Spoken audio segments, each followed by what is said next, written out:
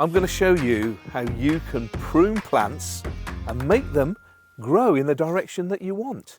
Now this beautiful rose here that I inherited, someone's already given it a prune. As you can see here, they've pruned just here. They've left a bit of a leg. I won't do that when I do my pruning. You want to try and cut it as close, just a bit above of the bud. But as you can see, where it's been pruned, a branch has grown from the bud out in that direction, heading straight towards this one.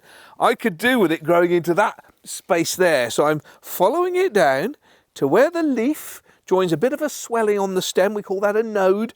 And there's a little bud just tucked in there. So I'm going to cut it there, and the plant will then put its growth in this direction to fill this space over here. It's as simple as that. I'm using bypass pruners. Now this has a really nice zizzer action where two blades are crossing over each other. So it makes a very good clean cut. Remember, it's a little bit like garden surgery, so you want everything as clean as possible.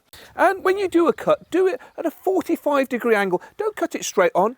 Cut it at a 45-degree angle. If the bud's there, you want the slope facing away from the bud, so any rain falls doesn't collect on the bud, it just goes away. And here we go. I'm reaching down here to give it a cut.